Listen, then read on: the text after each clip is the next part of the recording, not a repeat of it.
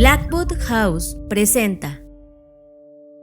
Fernanda Rocha, hace 3 semanas estuvimos en las nuevas instalaciones de Simón.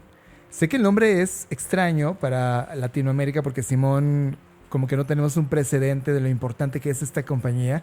Está ubicado en Barcelona y estuvimos en un espacio llamado Switch, en donde dictamos un keynote junto con Helvética Digital y la Fundación Barcelona Centre de Disseny, y encontramos un proyecto justo de la compañía Simón que tiene que ver con la lucha libre y la arquitectura. Lo fantástico de esto es que encontramos el documental ya estando en México. Y no sé si fue un tema del algoritmo o qué pasó, pero fui yo quien lo halló en el mar de información y me pareció genial. Y recuerdo perfectamente cuando te dije, John, mira esto. Y era una producción que está empoderada o Powered by Simón, pero que me encanta la estética y también esto que hemos dicho en varias ocasiones en el podcast, cuando se hace alusión a algo tan mexicano como la lucha libre. Y cómo mezclan la lucha libre con la arquitectura modernista, que se unen en este cortometraje de unos minutos encargado por Simón Company, luego de que su autor ganara el premio Simón 2023 con una película anterior que se llamaba El Trapo. Esta pieza de 2024 homenajea a la obra de Agustín Hernández Navarro de 1924 al 2022, el escultor, poeta y arquitecto mexicano y su singular casa Praxis, una distintiva casa de hormigón de formas geométricas y naturaleza cruda y brutalista, ubicado entre los frondosos bordes de la Ciudad de México, donde está establecido este cortometraje. A mí lo que me gusta es que hay un montón de gente involucrada, si bien evidentemente Simón Company fue quien encarga este cortometraje. René Baptista, Tito Sánchez y el estudio de arquitectura RA, que está integrado por Cristóbal Ramírez de Aguilar, Pedro Ramírez de Aguilar y Santiago Sierra, se unen para contarnos esta historia de un joven soñador que aspira justo a convertirse en un luchador. Y en este viaje pues es donde se desarrolla el cortometraje. Y como tú dices, John, es una forma bien peculiar de mostrarnos una construcción, de mostrarnos una edificación. Y eso me parece maravilloso porque me hace pensar cuántas cosas no están mezcladas, ¿no? O sea, yo jamás me hubiera imaginado que este estilo brutalista, que no sé, esta edificación que exacto, además fue construida en 1975. Que pudiese contar exacto, una historia de lucha libre. Es más, no sé si el propio creador en algún momento se imaginó que su sitio iba a ser sede para algo así. Y me parece increíble porque es una muestra de cómo, 1, la creatividad está en todas partes, 2, cómo diferentes disciplinas y diferentes personas se pueden unir para crear un proyecto bastante sui generis.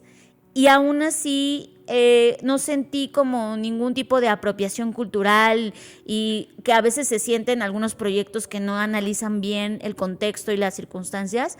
Me encantó, creo que fue una combinación que no esperaba y por eso es que abrimos el día de hoy con esta información. Y yo no sé si no te viene a la cabeza otra vez la lucha libre, que hemos estado muy cerca cada vez que estamos en Ciudad de México. Tenemos este antojo de ir a sacar furia y energía en la lucha libre, pero también recuerda que hace un par de años hablábamos también de un cortometraje de lucha libre que Apple hizo Apple, claro. Exacto, con todo el tema de solo filmografía a través de su teléfono y que justamente habla de una historia a través de la piñata y la lucha libre, lo cual también es interesante. Es fascinante que de repente un cliché, cuando un mexicano viaja a otra parte del mundo fuera de México, llevas tu bandera o llevas tu máscara de lucha libre. Y es interesante a la distancia, es decir, cuando tú estás en Barcelona, cómo esos elementos icónicos de la idiosincrasia local mexicana sí son parte de la cultura global y sí se nos identifica por esos colores, las máscaras, la lucha del bien y mal, lo que ocurre teatralmente en el cuadrilátero y lo que significa históricamente la lucha libre. Lo cual, Fer, me parece como un círculo redondito en términos creativos. Es un corto súper pequeño, pero que sí te deja ver algunos aspectos muy, muy interesantes de la arquitectura mezclada con la cultura local. Para quienes quieran verlo, lo pueden encontrar en YouTube como Living Places Simón Architecture Prize 2024. El Luchador. En esta edición de Creative Talks Podcast. ¿Qué pasa cuando la lucha libre y la arquitectura modernista se encuentran? Hablamos del cortometraje mexicano El Luchador, patrocinado por la compañía Simón. McDonald's pone a fin la prueba de inteligencia artificial de sus drive-thru. ¿Qué implicaciones tiene todo esto? Te contamos todo. Dos diseñadores de Nueva Zelanda, Mikola Gnisser y Powell Freg, crearon el proyecto Numbered. Nos encantó totalmente. Ha sido lanzado un libro sobre creatividad. Lleva el nombre de Busca el Cómo y conversamos con sus creadores. Y para nuestros Patreon tenemos tips para potenciar la creatividad. Disfruta esta edición de Creative Talks Podcast. Radar. Activamos el radar de tendencias de Black Creative Intelligence y te traemos la tendencia que más llamó nuestra atención. Radar En Creative Talks Podcast. Fer, ¿ya llegaron los primeros proyectos que ya están dando resultados o no sobre la aplicación de la inteligencia artificial? Estando en Barcelona, te decía, oye, está todo el equipo global de McDonald's ahora mismo en el Hotel W y estuvieron cerca de 2 semanas y por ahí queríamos como entender, colarnos y ver qué estaban presentando porque estaban en distintos lados de la ciudad haciendo sus reuniones y haciendo intervenciones de lo que iba a ser el pensamiento estratégico de McDonald's. Y justamente hace unos días se dio a conocer que uno de los proyectos que McDonald's venía jugando como un proyecto beta se ha cancelado. Y se ha cancelado, déjenme explicarles de qué va. Cuando tú llegas en el drive-thru y pides, antes te atendía un ser humano en el mostrador, en esta bocina, y tú le decías, pues quiero este combo con esta cosa y la malteada, y luego ya ibas a pagar y te la daban. Pues ahora McDonald's, en 100 ubicaciones de Estados Unidos, en lugar de que te atendiera un ser humano, que ellos estaban en el restaurante y son los que tienen este micrófono y este auricular como telemarketing, ellos son los que te atendían y estaban en cocina dando la orden de lo que estaba entrando, pues ahora te atendía un agente de inteligencia artificial, lo cual parecía una apuesta interesante, pero McDonald's decidió retirar en este momento la IA porque no estaba madura, porque no estaba lista para atender peticiones de humanos y estaba cometiendo demasiados errores en los pedidos de los clientes. No entendía el pedido, daba pedidos incorrectos e inclusive mezclaba cosas que no tenía que mezclar. Sí, yo vi muchos videos en TikTok, sobre todo, que es donde más se popularizó, y te daban producto de más o diferente o cosas que no habías pedido. O, por ejemplo, ves que pides ahora los paquetitos de catsup o de mayonesa y así te daba que 80, o sea, hacía cosas que no estaban bien. Y pues punto para los humanos, ¿no? Sí, creo que en este momento, y también depende mucho del estado de ánimo, Fer, cuando tú llegas a pedir a McDonald's y estás corriendo en el tiempo. Digo, yo no como en McDonald's, perdonen, no soy fan de esa compañía, pero también tengo que decir que he estado analizando lo que en los últimos años McDonald's ha hecho, porque si recuerdas, el año pasado fue una de las compañías innovadoras más importantes, estuvo dentro del top 10. De hecho, dentro del top 5 de las compañías más innovadoras de Fast Company, y estuvimos analizando mucho de la relevancia cultural que estaba jugando McDonald's. Ahora, leí fuera de la noticia que dentro de ese grupo de análisis que ocurrió en Barcelona, McDonald's está buscando 2 cosas. Número 1, ajustar los precios en términos globales, lo cual tú y yo ya vimos lo que está pasando, la disparidad que hay en precios respecto a lo que significa tener un pedazo de carne, y lo digo entre comillas, para McDonald's, y qué significa planetariamente tener ese pedazo de carne, lo cual hace que los precios y los insumos de campo, como la cebolla, como el jitomate, la lechuga, las papas, estén incrementando. Entonces ellos en McDonald's tuvieron que hacer un ajuste de precios a la alza, lo cual generó, por ejemplo, en Estados Unidos, donde fue una de las grandes aplicaciones en cuanto iniciamos el mes, tuvo un ajuste y la gente comenzó a sentir que se intoxicaba. Ahora, checa esto, Fer. El tema de la volatilidad de los precios en términos de cuánto cuesta producir un alimento con los insumos que hoy significa el campo y la carne, contra lo que globalmente tú como cadena necesitas preservar en un precio para que la experiencia sea la misma en cada uno de los países donde tienes presencia, se está rompiendo. ¿Qué significa? que McDonald's necesita una de dos, o entender que el negocio ya cambió, y ellos, ¿te acuerdas que tuvieron esta apertura de la Universidad de la Hamburguesa hace 7 u 8 años, donde ya advertían estos escenarios futuros, donde ellos tenían que invertir y lanzaron, ¿te acuerdas? Esta hamburguesa basada en vegetales. Basada en plantas, sí. En plantas, lo cual era de los experimentos que estaban jugando justamente para llegar a este punto. Ya llegamos a ese futuro, y McDonald's ahora mismo se está preguntando ¿cuál es el futuro de McDonald's? Ya no puede ser igual, ya no puede ser el mismo. Entonces, este ajuste de precios es la medida 1 de muchas acciones que vienen para la compañía.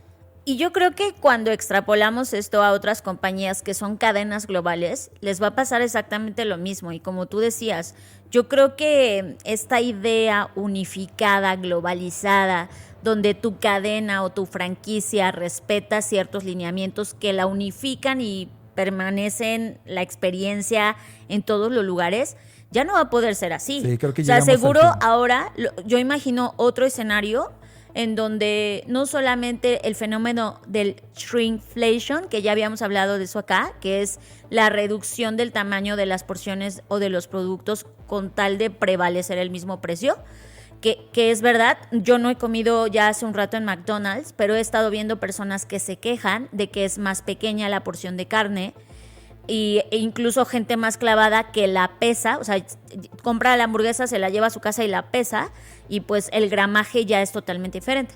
Entonces creo que lo que va a pasar y el escenario que yo veo es que estas cadenas, una opción que podrían tener es adaptar sus precios a la localidad en la que están. Pero duda. eso rompería totalmente la idea de la franquicia, del modelo global, insisto. Y me gusta, Fer, porque de alguna manera están retándose todo. La cadena de suministro, la forma como se produce, el pensamiento global en términos económicos o globalización, creo que está llegando a su límite máximo. El segundo fenómeno de esto, al momento de subir los precios, Fer, pues evidentemente tiene que ver con personas que lamentablemente, y lo digo así, su única forma de seguir alimentándose era el fast food. Claro. Y entonces a la hora de que suben los precios, les pega brutalmente en la economía porque ellos no siguen ganando más. Y lo único que tenían era comer fast food.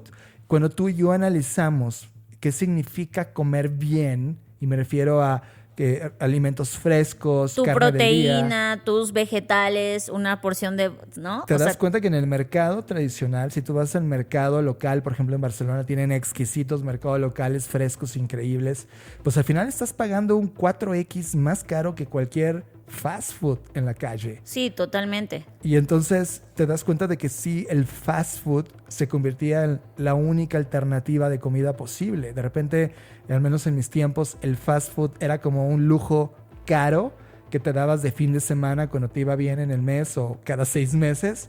Y hoy se convirtió en la alternativa única para cierto grupo social que está golpeado ahora económicamente. Entonces, con este movimiento y ajuste en los precios de McDonald's, espera todo el efecto dominó. O sea, espera que los demás competidores de McDonald's van a hacer lo mismo, espera que las pizzas van a hacer lo mismo. Es decir, todo lo que hoy concebimos como fast food por temas alimentarios y de precio van a subir. Y eso se va a sentir en la economía y lo van a sentir este grupo de personas. Eso me lleva al tercer fenómeno y con eso cerramos esta tendencia que analizamos al inicio. McDonald's ya no puede ser únicamente un negocio basado en comida. Y eso lo sabe al interior y están buscando ahora mismo alternativas y nuevos modelos de negocios secundarios. Pues de hecho, una de las cosas por las cuales se movió en estos top 10 de innovación y todo esto fue porque sí tiene ahora mismo, quizás en el resto del mundo no lo vemos porque pues no es una franquicia que se originó en otro país, sino en Estados Unidos. Pero en Estados Unidos sí hay como un furor y una fidelidad a la marca. No estoy diciendo que todo Estados Unidos, pero sí una gran cantidad de personas. Y me he dado cuenta porque ellos tienen, por ejemplo, merchandising. Y yo he visto que hacen drops, porque ahora ya copiaron este modelo de las casas de moda que tienen como estos lanzamientos de vez en cuando que se llaman drops.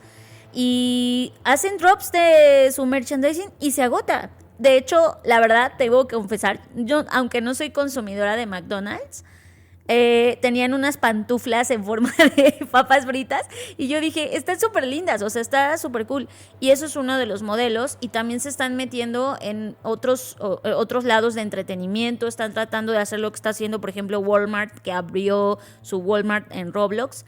Están tratando como de tener esta inmersión o incursión en otras plataformas porque efectivamente pues tienen que diversificar ante esto que está ocurriendo. Que justo eso es lo que analizamos el año pasado, cuando vimos por qué era una compañía de innovación en el Fast Company, y justo tenía que ver con eso. Y ojo, está muy metida en el mercado de la música, muy metida en la conquista del K-pop, y está empezando a ser más allá de una hamburguesa y visto como una restaurantería global basado en rentas. Está convirtiéndose ahora en una marca cultural y poco a poco se va a tener que mover allá porque ya no da el negocio para solo vender comida. Estás escuchando Creative Talks Podcast con Fernanda Rocha y John Black. Pero algo hermoso desde el punto de vista del diseño. Tú y yo, cuando vamos caminando por la calle, tú tienes dos obsesiones. Una de ellas es ver los colores de las puertas y de qué materiales están diseñados. Y siempre te quedas observando. Y no solamente en las puertas, tu segunda obsesión es todo lo que en las puertas hay. Las manijas, de repente cómo tocas y no sé, hay uno en forma de león. Ay, me encantan los que son en forma de manita. Exacto.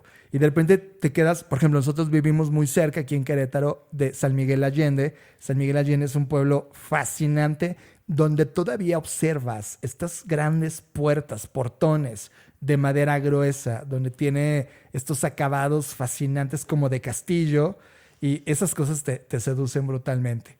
Pues en todo el diseño arquitectónico, no únicamente de puertas, inevitablemente al lugar a donde vayas, siempre debe de tener un número. No solamente la calle donde está esa localidad, sino el número, si no, no podríamos ubicar una dirección específica. Pues un grupo de diseñadores de Nueva Zelanda, Fer, se dieron cuenta de que, a ver, si todo mundo usamos números, y ahora pongan atención cuando vayan a la calle, vean los números y cómo está diseñado los números. Sí, porque olvidaste una tercera obsesión que tengo, que es la tipografía. Y a mí me encanta como cada lugar, cada época, cada momento, cada colonia tiene su peculiaridad.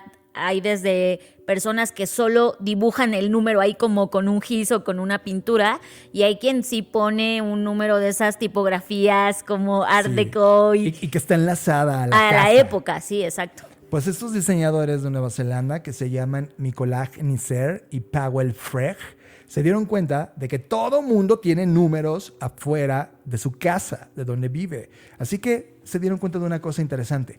En las grandes ciudades, en donde evidentemente el cambio climático comienza a sentirse con mayor efecto. En las junglas de asfalto, vaya. Junglas de asfalto, aumento de temperatura, ausencia de humedad o de agua. Todas estas condiciones que inclusive empiezan a devastar la fauna y flora del lugar, empieza realmente a ser una mala señal sobre que sigue en los siguientes años, porque no va a ser más que ponerse peor. Y se dieron cuenta de que ellos, a través de este pensamiento de diseño, podían diseñar números como si fueran cajas o nidos. Imagínate un 29 y tanto el 2 y el 9 tienen un circulito para que cualquier forma de vida de pájaro, ¿no? Para que el pájaro pudiera encontrar un hábitat en ese lugar. Y entonces podrías tener a pajaritos viviendo en la puerta de tu entrada, viviendo de manera tranquila, en un lugar que los soporte contra el calor, porque está hecho de manera que pueda reducir la temperatura y no es que es como un nido, ¿no? Es un nido. Le permites al pajarito rediseñarlo, es decir, es como si hubieran encontrado un hueco en la madera del árbol. O sea, es como, encontré un hueco. En su cabeza lo ven como una oportunidad de diseño. Ya al interior, si te das cuenta en los distintos videos de cómo hacen el nido, al interior le permite el espacio hacer un nido. Y es que es una cocreación total. Es una cocreación. Porque el humano pone como, digamos que la obra negra, exacto, que es el número, y el pájaro termina la decoración de interiores. Exacto. Es increíble. Con el pensamiento de arquitectura natural que tiene en su genética. Y eso me pareció fantástico. El proyecto se llama Numbered. Además me encantó el nombre, es una genialidad. Sí. Como numbers, que es números en inglés, y birds, que es pájaro, ¿no? Exacto. Numbered, es genial. Y lo que están haciendo es que este proyecto, cuando tú te metes a la página web de Numbered, que la página es number.eu, si quieres visitarlo, pues puedes pedir el número de la calle donde estás viviendo para que lo puedas comprar. Más bien de tu casa, no de la calle. Sí, perdón, de la casa donde tú vives y poder instalarlo. Me gusta porque es uno de los primeros ejercicios en masivo, o sea, este es un kit que puedes Sí, porque comprar. ha habido proyectos, por ejemplo, para las abejas, para otras especies, pero veo que esta es la primera vez que sí se está produciendo, no solamente para un grupo de personas, sino veo que sí se está produciendo y ojalá haya la suficiente demanda como para que se siga produciendo. Y te acuerdas que hemos hablado mucho tiempo de este diseño centrado en la vida.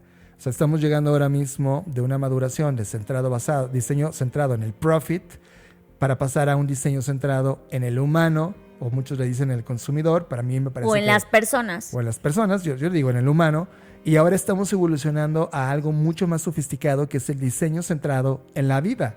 Estos diseñadores se dieron cuenta que además de hacer el diseño de manera interesante en términos tipográficos, sirve no solo para los humanos, sino para la vida. En este caso, otra especie más de aves que se ven beneficiadas por una idea creativa fascinante a través del diseño. Y ese tipo de ideas, Fer, me hacen sonreír como nunca.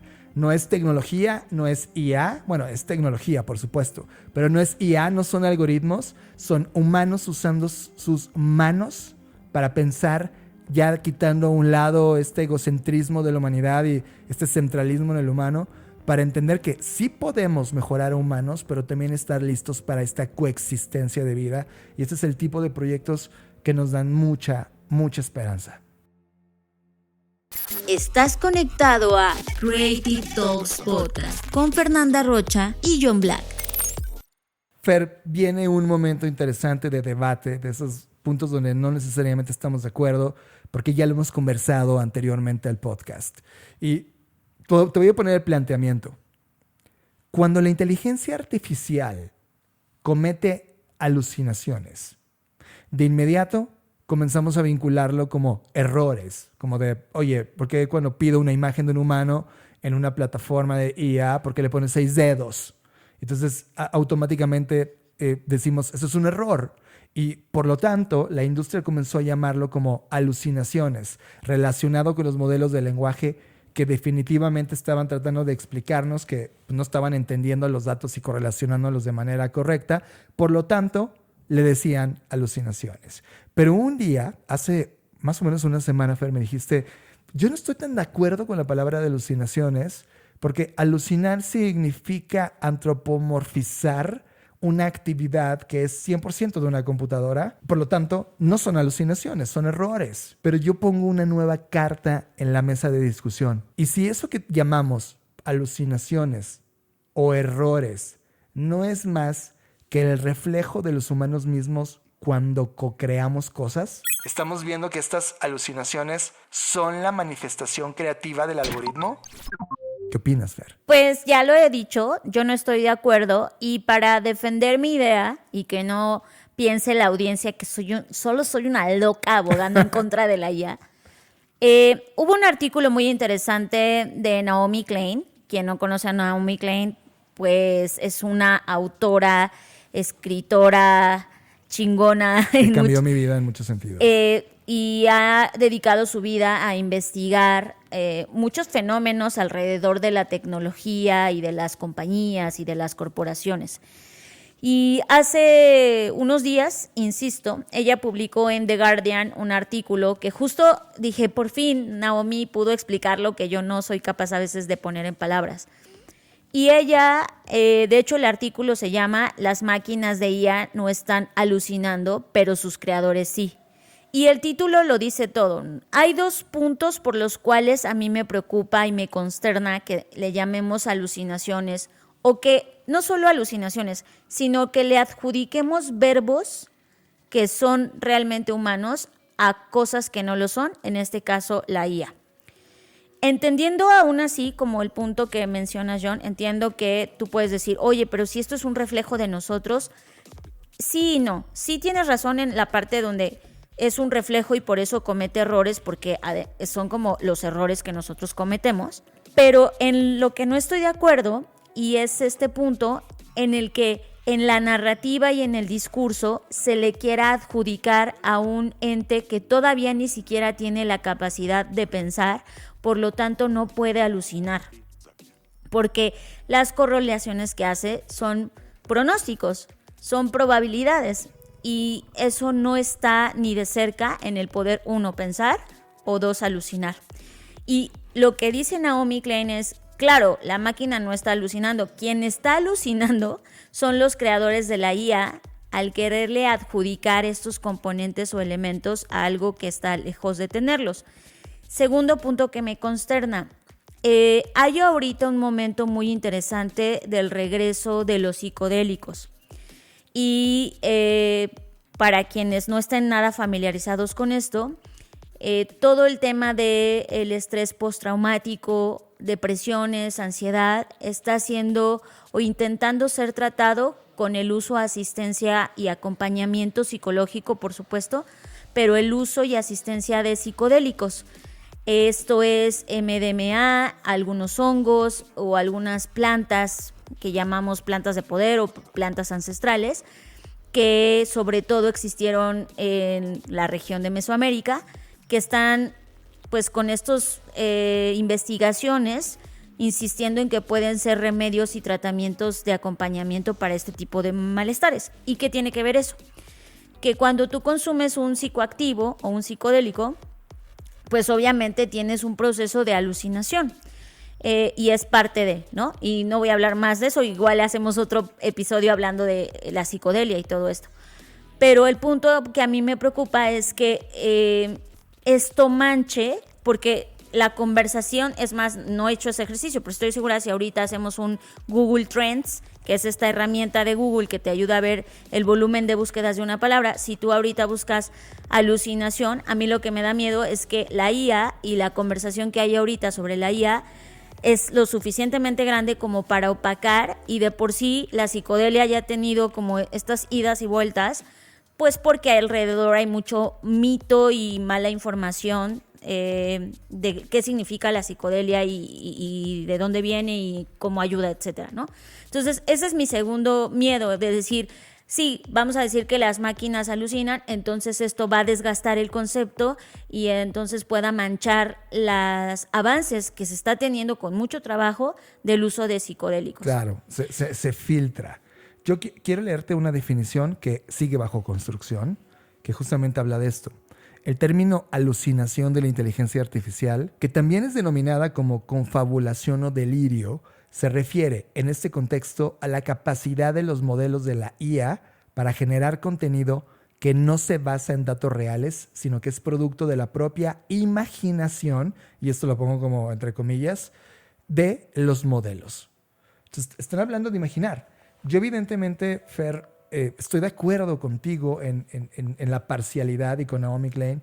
Y tú y yo en la BCI tuvimos la semana pasada la reunión mensual y hablábamos de algo que tú que estás escuchando este podcast, quizá esto es oro puro y que nace de semanas de delirios entre Fernanda y yo. En lo que sigue de la IA vemos 4 escenarios, que cada escenario es un escenario evolutivo. O más bien, más allá de escenarios, son como estadios, stages. Stage número 1 o estadio número 1, los humanos haciendo cosas que solo los humanos hacen mejor. Y aquí hemos vivido toda la historia de la humanidad. Con todas las herramientas que hemos tenido, todos están metidos ahí. Siguiente estadio, cosas que los humanos hacemos mejor usando inteligencia artificial. Ese es el segundo estado. Y ahí estamos todos. En este movimiento entre el escenario 1 y el escenario 2, ahorita que estamos grabando este podcast en julio de 2024, todos estamos preguntándonos cómo es este estadio. Lo repito, el estadio número 2 son cosas que hacemos los humanos mejor usando inteligencia artificial. Luego viene un tercer escenario. En el tercer escenario es cosas que hace la inteligencia artificial mejor usando humanos. Ese concepto te vuela la cabeza porque ya no es el humano usando IA, ahora es la IA usando humanos. Y en el cuarto y último escenario que alcanzamos a ver en este momento son cosas que la IA y únicamente la IA hace mejor. Esos son los 4 estadios que vemos ahora mismo en este salto evolutivo de las cosas que vienen. Evidentemente, cuando hablamos de alucinaciones, Fer, estamos apenas en el escenario 1 moviéndote al escenario 2. Pero quiero, antes de irnos hacia allá, así como tú tuviste la oportunidad de leer esta definición, que no sé, ¿esta definición es algo que alguien dio o de dónde salió? Está publicada por la BBC, justamente analizando este tema de las alucinaciones, y también es retomado por un artículo que se llama Alucinaciones, IA, fallos, inteligencia artificial, confabulaciones, publicado en la plataforma neutral.es. Gracias por eso. Creo que está perfecto que estemos contrastando, porque otra de las cosas que se argumenta, y creo que tiene toda la razón, primero lo que ya dijiste, antropomorfizar a las máquinas, que eso es algo que hacemos todo el tiempo, pero es como, por ejemplo, y me encanta el ejemplo, el ejemplo que yo leí era de una aspiradora, pero yo lo voy a trasladar a la Thermomix que tenemos. Tenemos una Thermomix, que es una licuadora que hace 1000 cosas.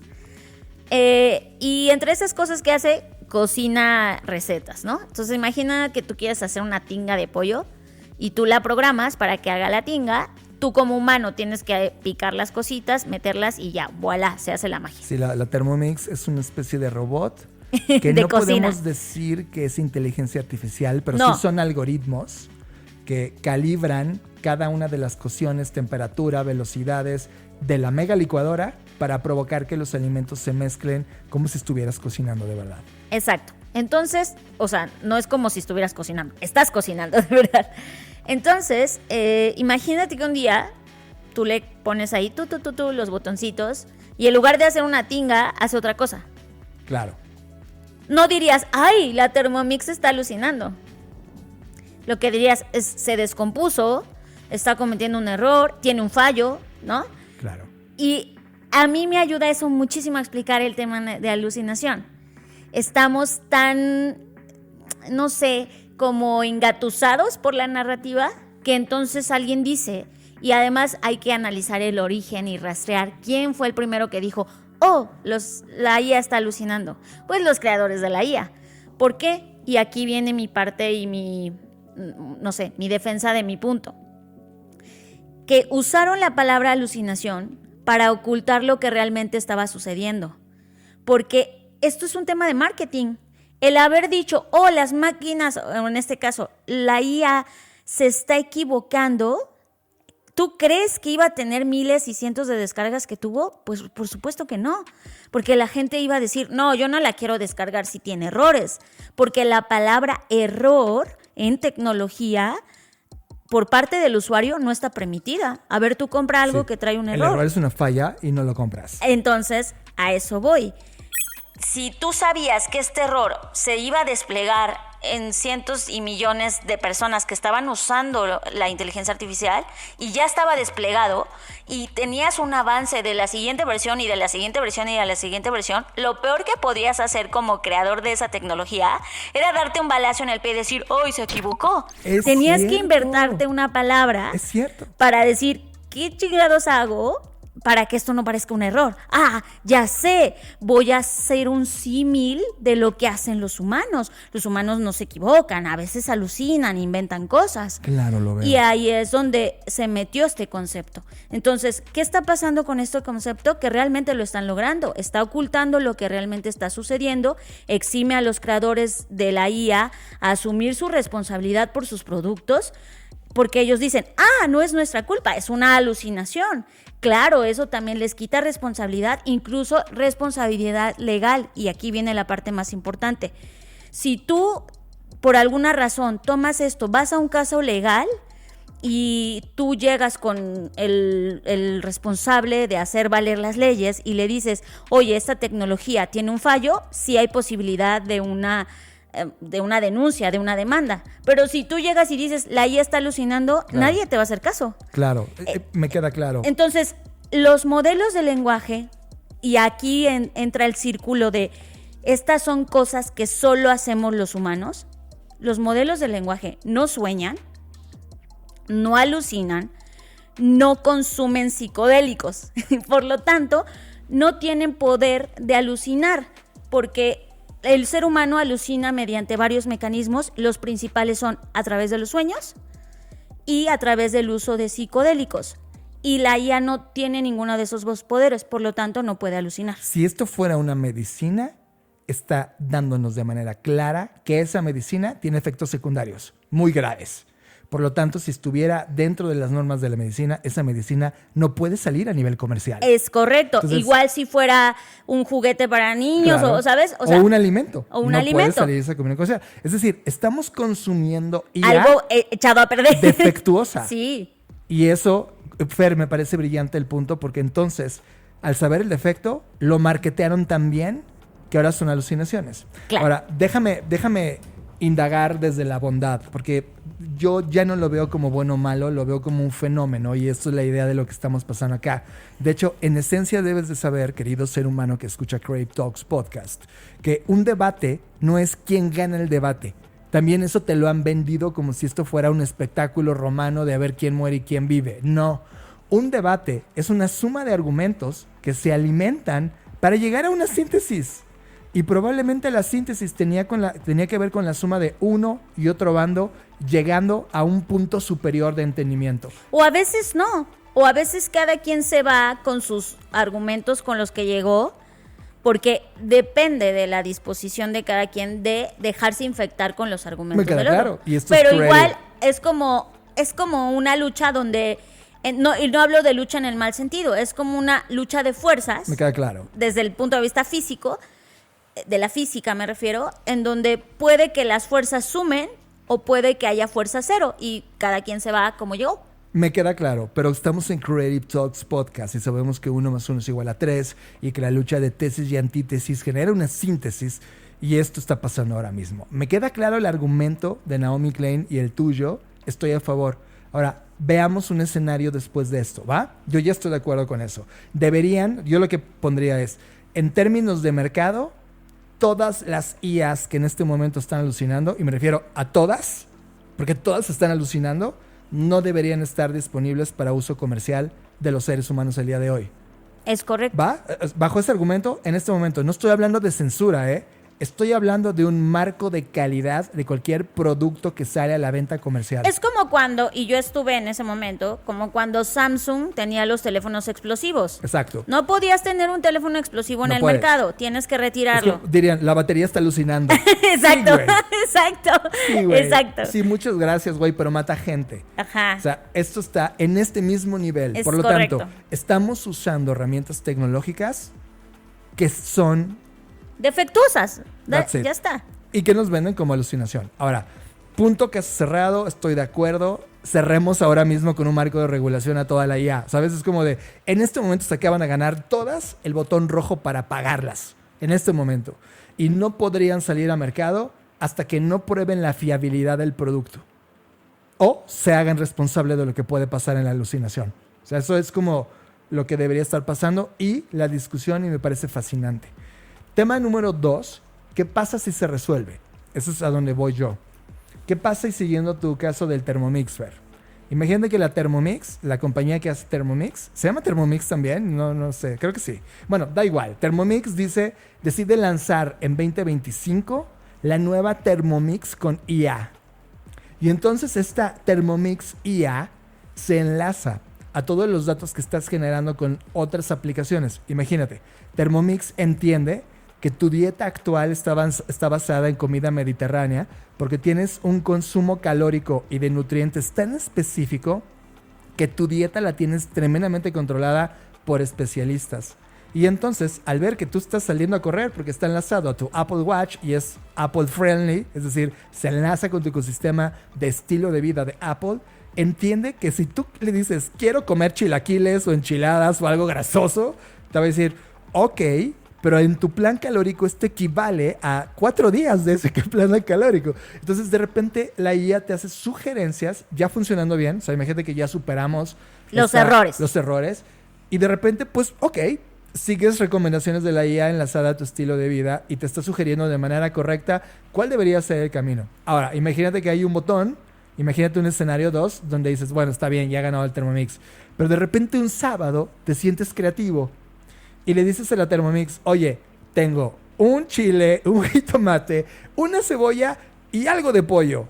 Y le pones alucina, que ojo, igual es como decirle, sé creativa. Exacto. Mezcla. Entonces, la IA, al conocer tu dieta, al conocer lo que has guisado con la IA en tu pasado de datos, al saber que disfrutas más este sabor más tostado o más chiloso, te dice, ok, me diste la oportunidad de alucinar, que para mí es como crear, ser creativo, imaginar, y de repente te saca recetas que están fuera de las políticas de lo que una receta convencional te daría, y que te esté dando 4 o 5 opciones que dices, wow, nunca hubiera mezclado esto así, y terminas comiendo algo distinto gracias a esa alucinación. Yo sigo sin llamarlo alucinación y sigo sin llamarlo imaginación, pero sí creo que como funcionalidad sería mezcla. Aquí habría, ¿por qué no lo llamo, sigo sin llamarlo imaginación o alucinación? Porque esas dos cosas siguen siendo humanas. ¿Y por qué no podría? Te voy a decir por qué. Porque al final del día, en términos ya técnicos, lo que tendría que hacer una tecnología como la que describes es hacer una consulta de los datos que ya mencionaste, de mi estilo de alimentación, mis calorías, y de lo ya existente. Porque la IA no podría imaginar sabores, puesto que nunca ha probado nada. Todo sería una correlación estadística. Volvemos a caer en el punto original. No habría un procesamiento en términos de no es como un gusto. chef que dice, ay, cuando fui a la India probé esta cardamomo y la mezclo con esto. O sea, no podría. Pero lo que sí puede hacer Thermomix es con los datos ya establecidos. Exacto. O con los datos ya establecidos. Me parece muy buena idea. Y de hecho, hace unos 2 meses, estando en Barcelona, yo te dije, estaría bien padre una app que te permitiera, porque a veces, y ya me voy a mover a otro tema, pero no sé si a ustedes les pasa que tienes ingredientes en tu casa, pero ya se te acabaron las ideas de qué hacer de comer, o ya te aburriste de lo que te prepara siempre, y estaría padre que tú dijeras, tengo, como dices, un chile, un jitomate, esta proteína, tal. Es más, ni siquiera le dices, ya sabe Thermomix que hay en tu refrigerador, porque... Ándale, si estuviera como conectado en el Internet de las cosas. Ahí voy a decir una cosa más. En el concepto de Internet de las cosas, yo he empezado a llamarlo la IA de las cosas. No lo he publicado en un artículo, no lo he mencionado hasta la primera vez que lo hago públicamente, fuera de comentártelo a ti, Fer.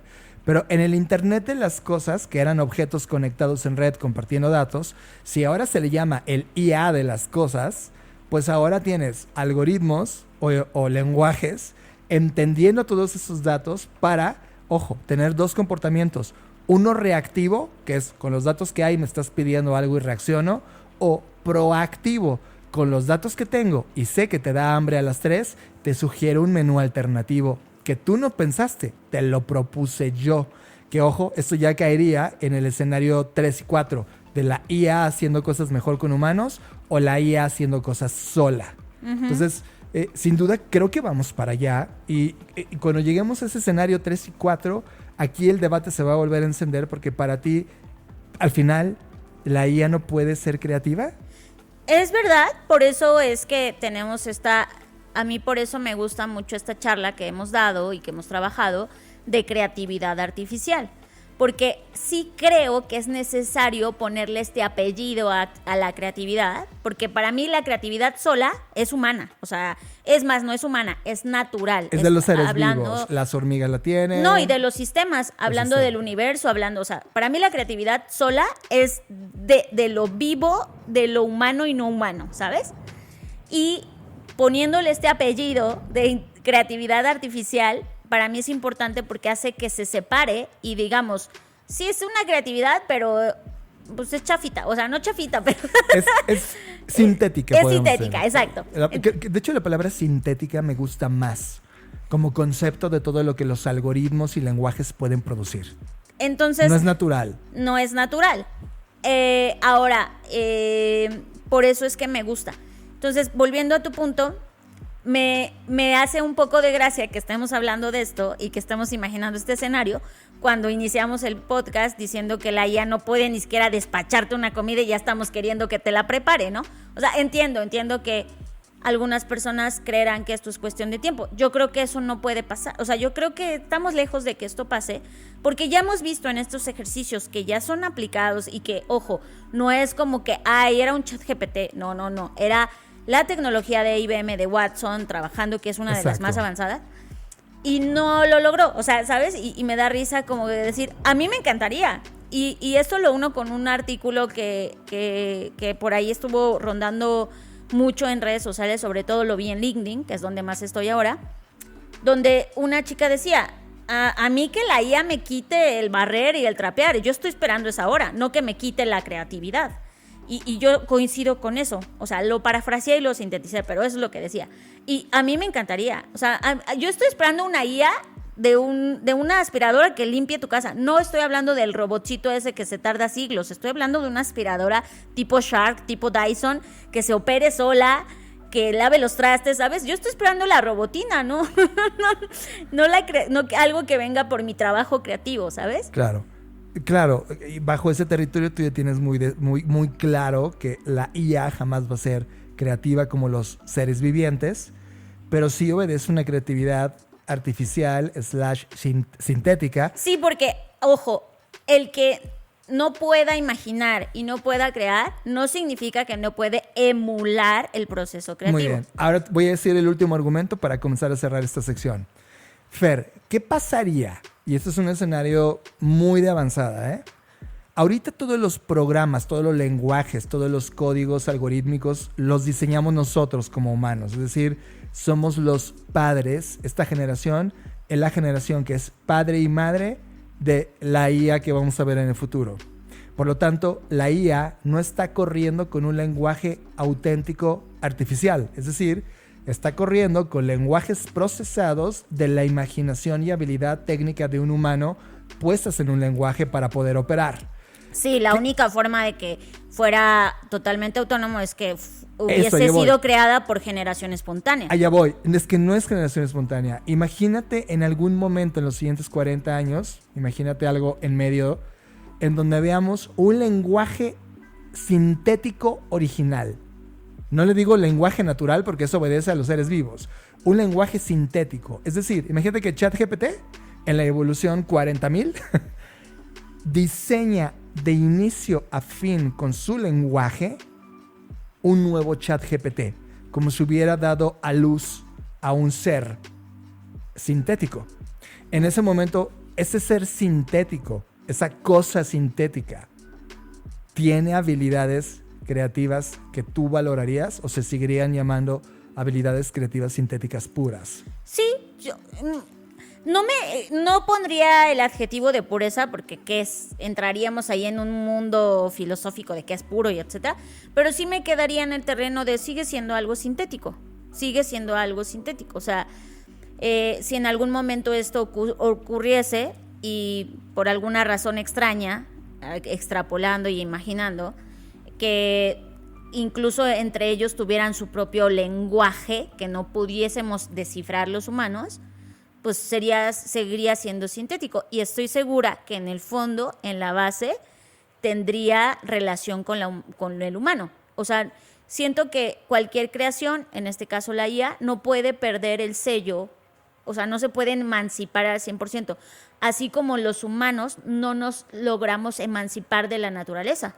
O sea, seguimos siendo seres naturales y sigue estando en nuestro sello, hay un impresum en nuestro código genético que determina y establece que pertenecemos al mundo natural y no nos hemos podido deshacer de eso por más tecnología que hemos inventado. Lo mismo creo que pasa con las otras creaciones. O sea, no podrían deshacerse de esa connotación artificial o sintética porque así fueron gestadas. Claro. Y van a cargar con eso aunque hubiesen 10,000 iteraciones. Me queda claro. Entonces, sintetizando este debate inicial, que es la primera vez que lo sostenemos de manera oficial dentro de Creative Talks, ¿estamos de acuerdo que esto ya no son alucinaciones, son errores? Y estamos de acuerdo que esta generación de plataformas de IA que cometen errores no están listos para el consumo humano y deberían cerrarse o ponerse una pausa y no salir públicamente al mundo comercial hasta que no logren resolver esos errores. Sí, porque es la única industria a la que le han dejado pasar por alto eso. O sea, como tú dices, a los autos, cuando un auto tiene problemas, ¿qué hacen? Te los mandan llamar. regreso, O sea, a porque ti atentan como la vida. dueño te dicen, tienes que ir a la agencia donde lo compraste y De devolverlo acuerdo. porque está teniendo... O sea, Podríamos esa es la decir- única industria a la que le Se han ha permitido sí. eso. Ahora, podríamos decir que probablemente viendo este momento de hype que tiene, ese puede ser el reviente de la burbuja de esta generación. Que lleguemos a hacer o experimentar un error lo suficientemente catastrófico como para que todos vean la obviedad de que no era una alucinación y que es un error y que nunca debimos abrir la puerta a un producto lleno de errores. Y tema número 2.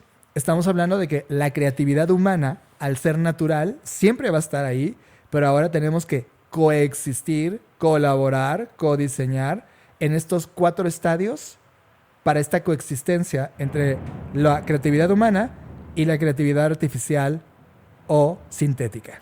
Yo creo que este último punto al final del día va a depender de cada persona. Porque tú te puedes perfectamente quedar en el mundo de la primera esfera en donde dices, ¿sabes qué? Yo no voy a usar nada de IA. Voy a seguir mi vida como si la IA no existiera. Voy a seguir haciendo mi proceso creativo como lo he hecho toda la vida. Y ahí estoy. Y estoy perfecto con eso. Entonces creo que al final no es que, como tú decías, no es una postura de que, ay, si estás aquí estás bien y si estás acá estás mal.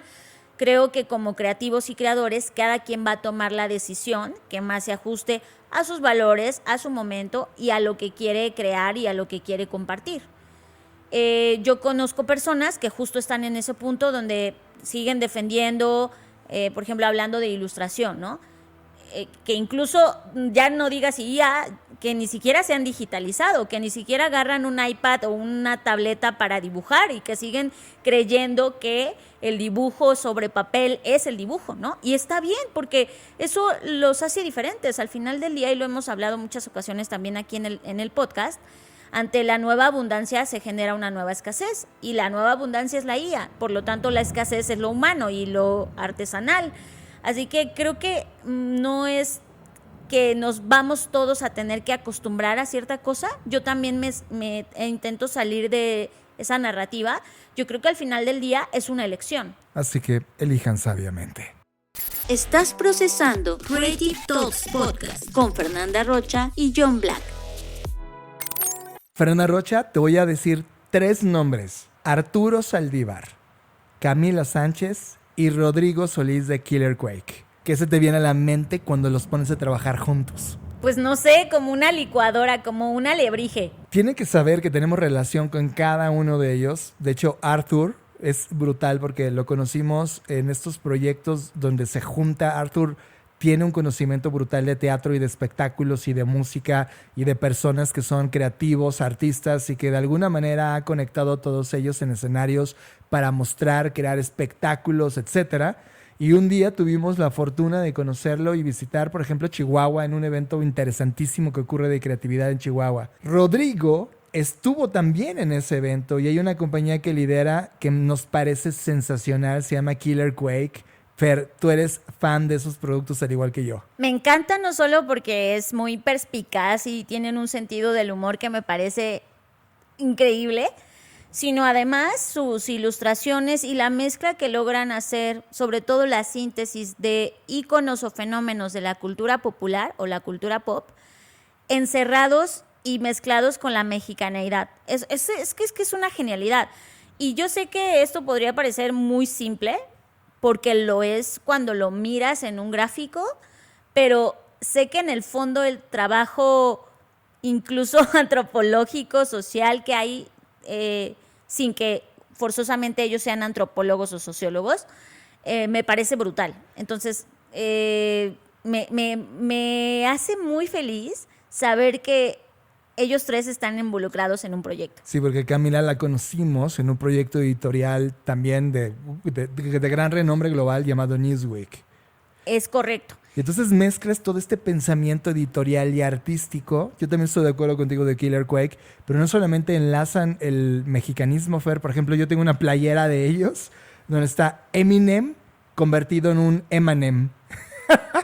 y se ve increíble. Ese mashup entre meme, picardía y justo la jiribilla que platicábamos hace dos ediciones. Es un gran representante de esa fusión de meme, picardía, jiribilla llevado a un terreno artístico. Pues los tres se unieron para crear un proyecto editorial que se llama Busca el Cómo, que es un libro creativo con el cual están buscando llegar a todas las personas que ahora mismo están dudando y están en este momento como buscando la manera de creer en ellos mismos para dar este salto en una economía basada sí en creadores, sí en creativos, sí en artistas, pero que necesitan este empuje. Y el libro está tratando, a través de la gran animación, o más bien el diseño que tienen en términos de ilustración, llevarlos a términos de la ilustración y editorial, llevarlos a dar ese salto de buscar el cómo. Pues, ¿qué te parece si en lugar de hablar nosotros, los dejamos con las palabras de los propios autores de este proyecto? Camila Sánchez. Creo que porque nos oponemos a que haya algo sintético que sea más fuerte, más poderoso que la propia conciencia o la creatividad humana, ¿no? Y creemos que de pronto en este mar de estímulos, de conocimientos, de avances tecnológicos, se pierde un poco la conexión que podría tener cada quien consigo mismo, ¿no?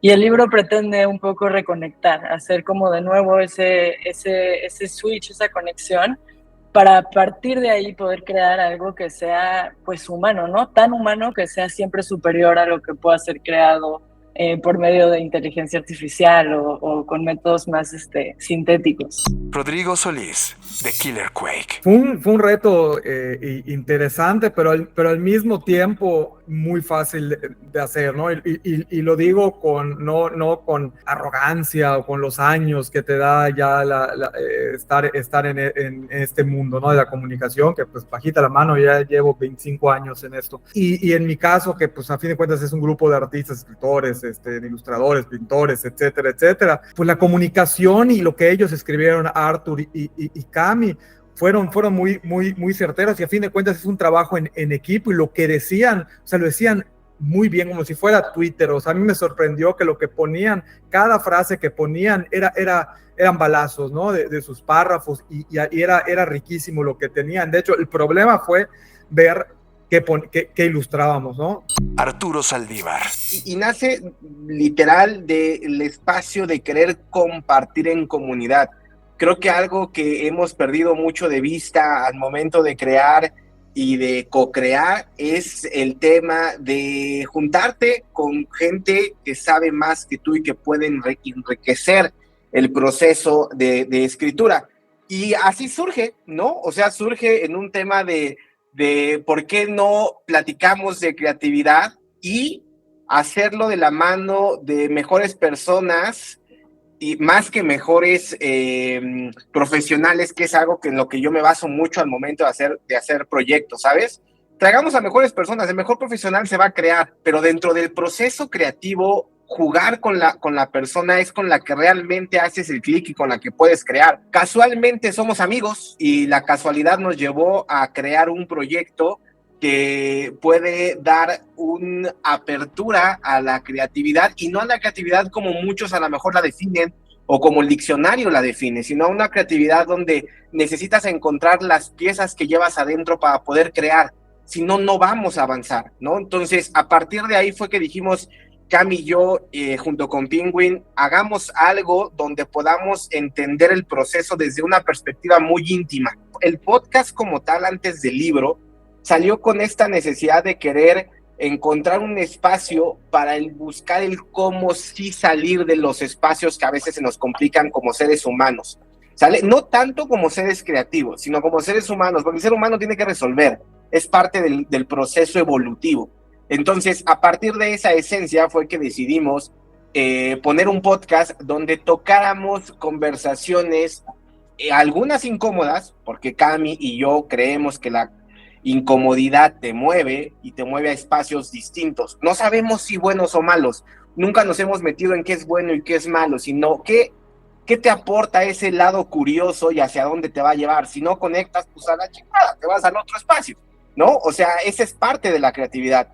Pero sí creo que hay una necesidad de empezar a ver aspectos que no hemos visto y que están mucho en la mesa, John, porque ya hay mucho pláticas con equipos creativos, con publicistas, con doctores, con general, ¿no? Todos los que trabajamos en este planeta Tierra, hay una parte donde ya la gente pone en la mesa de, ay, hay que ir a terapia, sí, también hay que hacer esto, sí, pero no nada más es eso, ¿sabes? O sea, somos integrales como seres humanos, entonces creo que estamos perdiendo de vista el lado integral. Necesitamos empezar a conectar con diferentes puntos para que realmente puedas conectar contigo y de ahí puedas empezar a crear. Entonces sí creo que el busca el cómo es ese espacio, ¿no? Y te lo digo muy personal, que estoy casi seguro que lo van a compartir tanto Cami como Ro, pero sí es un poco por ahí, por eso ponemos las herramientas, ¿no?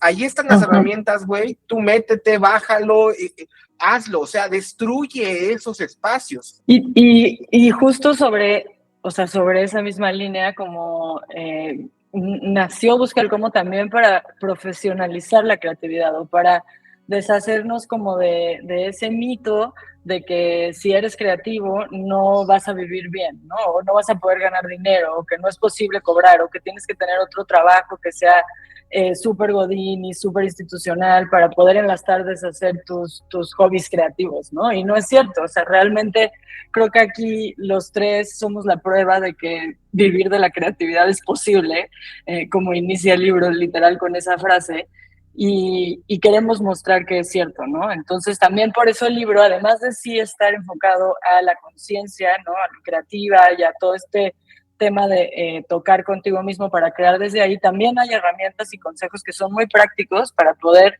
vivir y integrarte de una manera, pues, vaya, menos arriesgada a esta como economía de la creatividad. La creatividad es inherente a todos los seres humanos, ¿no? Entonces llega a todos y ellos pues hicieron su chamba de hacer ejercicios, herramientas, bla, bla, bla. Yo los dibujitos para que no se durmieran, pero ellos hicieron ahí para que dijeran, oye, y dirígeselo a esa gente para que busque el cómo. A fin de cuentas, yo creo que los que son más prácticos son los que saben hacer más el búsqueda del cómo. Igual estoy hablando de dientes para afuera porque veo a muchos artistas que no saben cómo buscar el cómo, se traban y ya no puedo. Es que la creatividad al final es un músculo que se tiene que ejercitar, y el dejar de incentivar tu creatividad va a inevitablemente hacer que ese músculo se atrofie y que puedas sentir que como eres doctor no debes, no está en ti el ejercitar ese músculo, pero al darte cuenta de que ahí está y que puede ayudarte a salvar vidas, pues entonces está bueno tener estas herramientas que ellos aportan en este libro para mantener esa chispa encendida. Cuando uno escribe un libro, por lo regular, los ilustradores del libro se les paga, ¿no? Por la chamba y, no sé, cobran 5 pesos, tú les pagas y entonces ellos ilustran el contenido.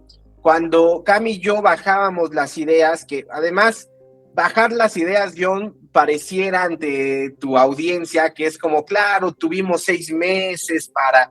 No mamen, o sea, bajamos la idea en 2 minutos antes de presentarle a David un libro el cual no sabíamos cómo iba a ser, de cómo se iba a gestar ese libro, ¿no? Cuando Cami y yo terminamos, digamos, de analizar en estos momentos que te estoy comentando de cómo iba a ser, terminando esa reunión, Cami y yo nos sentamos y dijimos, creo que Rodrigo tiene que ser un tercer autor, ¿no? Las regalías, John, están divididas a 3.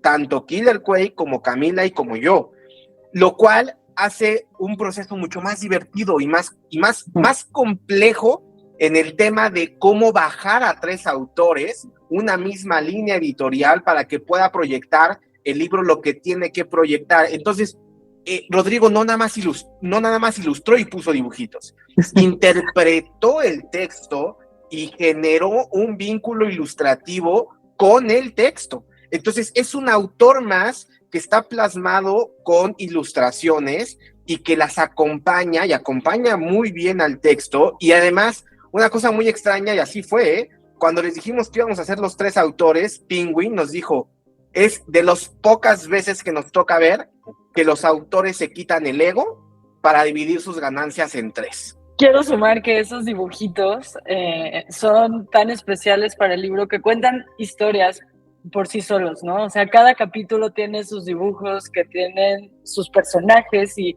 esos personajes hacen una historia y hay como todo un círculo dramático y una historietita que sucede dentro de cada uno de los capítulos con cada personaje que es aparte de la forma en la que acompañan lo que Arturo y yo estamos escribiendo. Entonces es divertidísimo, o sea, puedes echarte solo los dibujitos y aún así comprender de qué va el libro y aún así tener una interpretación sobre los procesos creativos. Entonces, yo creo que sí, fue algo maravilloso para mí trabajar con Killer Quake en el proceso de creación de este libro, definitivamente. Igual Arturo y yo estábamos escribiendo y cuando ya teníamos algo más o menos que creíamos estaba decente, se lo pasamos a Rodrigo y Rodrigo lo llenaba de comentarios, ¿no? De, no pueden empezar así, es lo más aburrido que he leído en mi vida, o no sé, y nosotros pues no era como que lo tomábamos mal, ¿no? Ni sufríamos por el ego, era como, claro, estamos co-creando con Rodrigo y vamos a escucharlo, ¿no? Porque lo que para nosotros puede parecer interesante no tiene que serlo para todos los demás. Y si él lleva un camino más andado en este rubro, pues vamos a ponerle atención o vamos a escucharlo.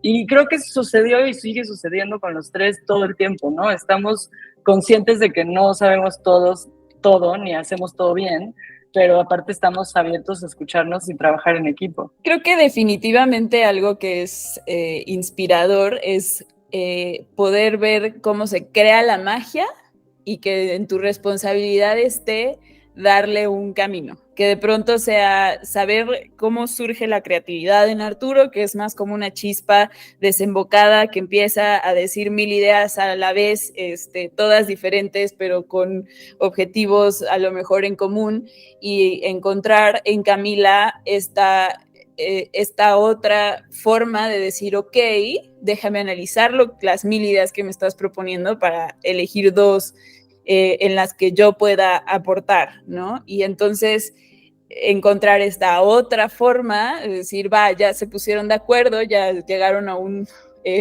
común denominador y lo voy a ilustrar de una manera genial, y digo genial realmente porque creo que y considero que Killer Quake y todo su equipo son genios. Ser espectadora de esa creatividad, creo que la escena de Ratatouille en la que la ratita come queso y después la junta con fresa y entonces salen como colores y música y cosas distintas, así me sentía yo como espectadora de la película todo el tiempo, ¿no? O sea, viéndolos a ellos generando colores, ideas y magia literal.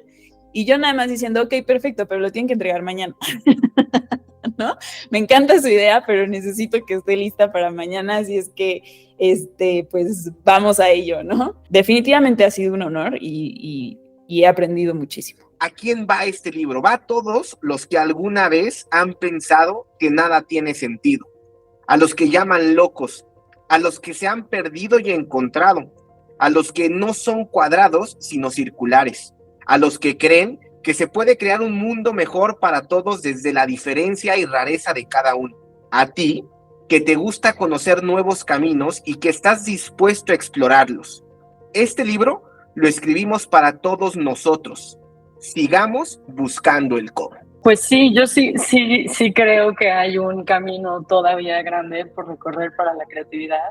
justo creo que todas estas herramientas, no sé, de inteligencia artificial o todas estas herramientas tecnológicas que podrían en algún momento asustar a los creativos, justo van a retar la creatividad y justo van a ponernos a ejercitar este músculo para decir, esta carrera sigue siendo nuestra, ¿no? Esta batalla sigue siendo nuestra, la creatividad nos pertenece a los humanos y la vamos a seguir desarrollando hasta el final, ¿no? Entonces creo que la creatividad no muere.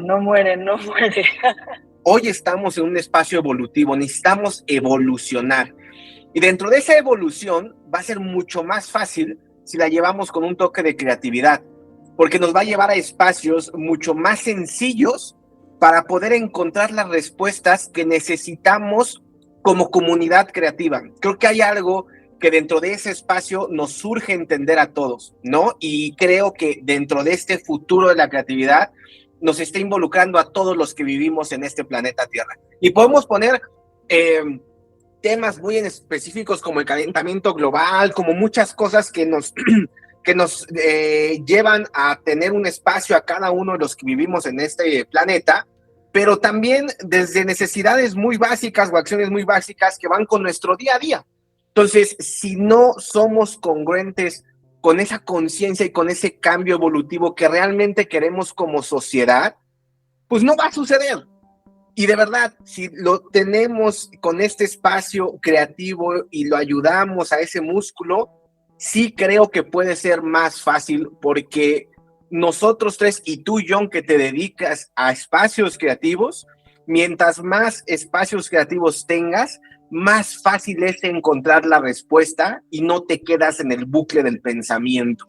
Entonces creo que la evolución creativa tiene que ir hacia ese espacio, no hacia el pensar y repensar, sino hacia el accionar lo que ya tenemos que accionar.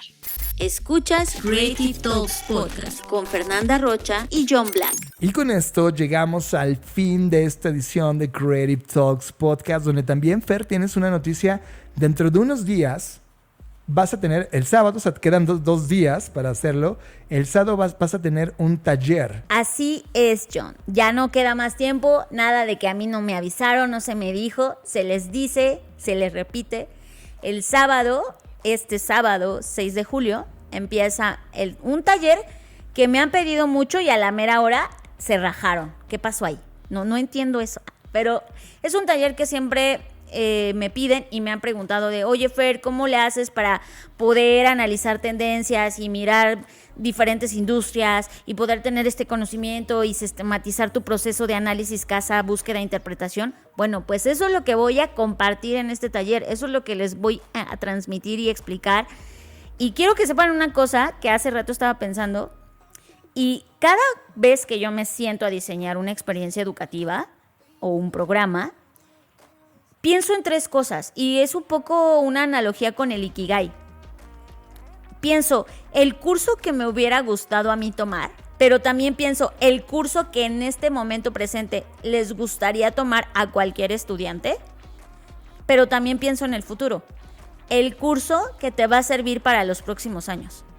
Entonces, este curso en particular, no es porque el resto que haga no, pero este curso en particular, de verdad, estoy mezclando estas 3 cosas para entregar la mejor experiencia posible, en donde tú puedas salir de esto con herramientas que te permitan básicamente entender cómo funciona el cambio, porque de eso van las tendencias, y que puedas aplicarlo eso a tu vida a nivel personal y a nivel profesional. Entonces, el taller se llama Análisis Estratégico de Tendencias. Pueden ir a la página de blackschool.rocks. Si están escuchando este podcast, tengo para ustedes un hasta 40% de descuento. Si mandan un mensaje, ya les explicaré qué hay que hacer, pero eso es lo que hay. Ya, si con eso usted no se inscribe, pues ya no sé qué quiera. Pues ya está, ya lo tienen, ya saben de qué va, esa oportunidad está ahí. Y Fer, gracias por estar en esta edición de Creative Talks y tú por escucharnos. Pues gracias y nos vemos en el futuro. Escuchaste Creative Talks Podcast con Fernanda Rocha y John Black, un podcast de Black Creative Intelligence, presentado por Blackbot, Black School y Black Bull. Nos vemos en el futuro. Blackbot House presentó.